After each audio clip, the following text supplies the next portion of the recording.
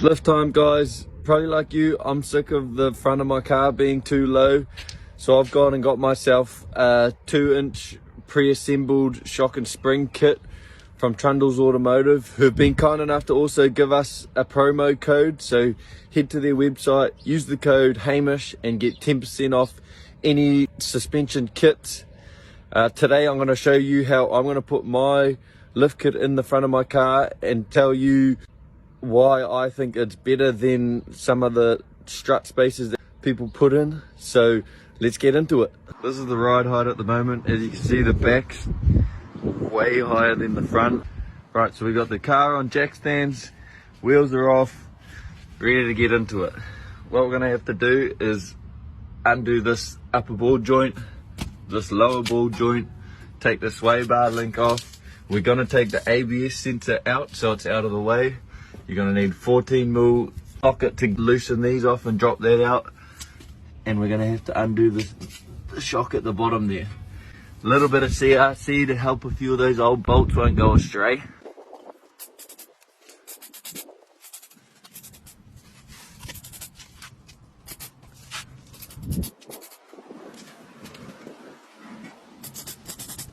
We'll start off first by taking the sensor out. So what you're going to need is a 10mm socket to undo this one, this little bolt here.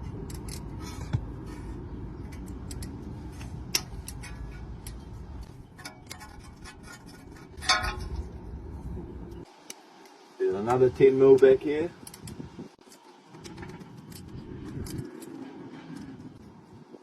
If I can, I like to put the bolt back where it was, if it's not going to be in the way, just so you don't lose it and you know exactly where it's going back.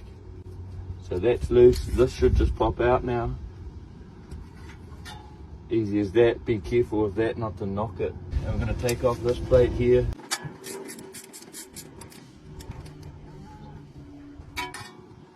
Just be careful with your brake line.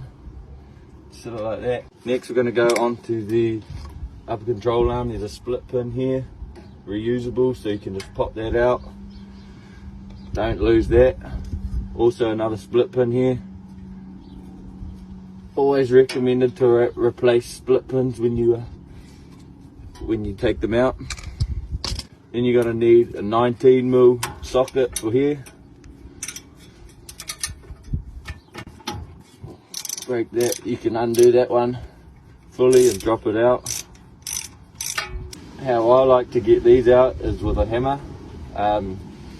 They've got a little flat spot here. You can give it a good tap and it should pop out. Sometimes it takes a bit more persuasion, but we get there. Same thing up here. But what we're going to do this time is just loosen it for now.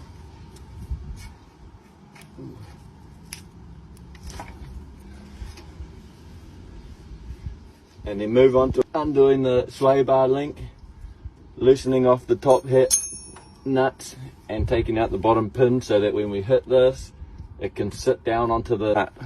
To undo this sway bar link, there's an Allen key hole here. So what you're going to need to do is try and break the seal it's got,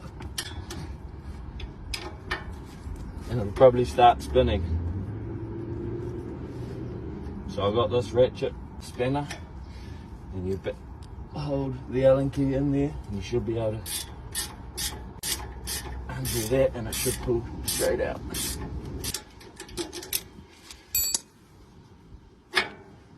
Same thing, so we don't lose that. Put it back on there. Now we're going to go up to the top. These are 14mm nuts.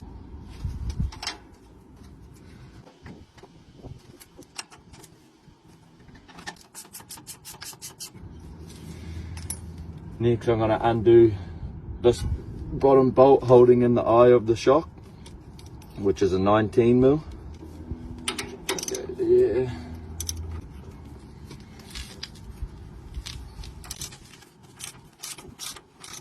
At this upper ball joint, and she should drop down to sit on that nut. Get a small lever. Once this has been popped off, put it in here, so that pulls down and you'll be able to undo this finger tight and she'll drop out, giving you heaps of room.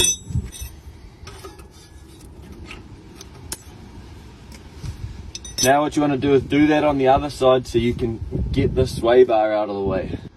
Now that both sides are at the same stage, you should be able to lift your sway bar up, chuck a screwdriver in this little hole here, and it'll hold it up. Put a little bit of down pressure on here, and your shock should pull out.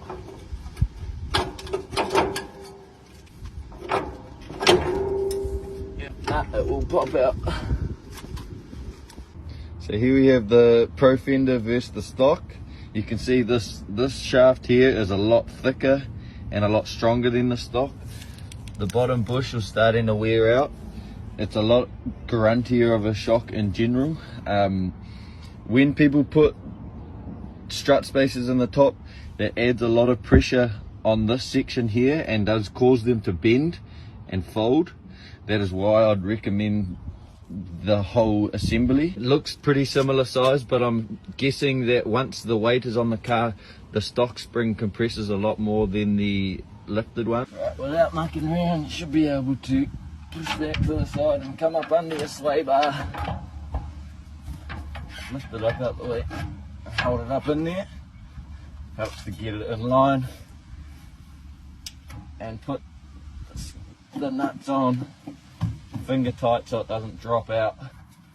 Put a little bit of weight down here on the brakes.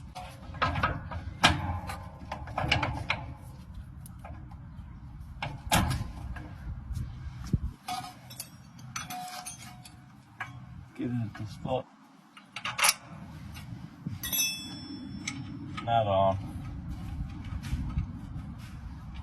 But don't tighten this nut at all because it will put pressure on that bottom bush.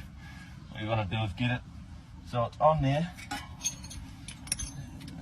but not tight, and then do the final tension while it's on the ground and under the weight of the car. Put the sway bar down. There's a hell of a lever on this to pull it down.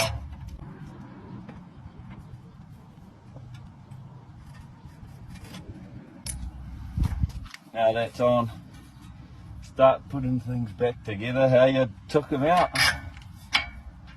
Do it on both sides, make sure everything's tight and firm, split pins are all in, and make sure you tighten that nut fully once the weight is on the ground. Make sure your ABS sensor's clean and all back in place, all your brakes, everything's tightened. If you do plan on doing this, please take into consideration that this is a very serious mod. You're dealing with components of the car that could possibly cause a crash, so please take it seriously. If you don't feel confident, don't do it. Or if you've got a mechanic mate, get him to come over and give you a hand.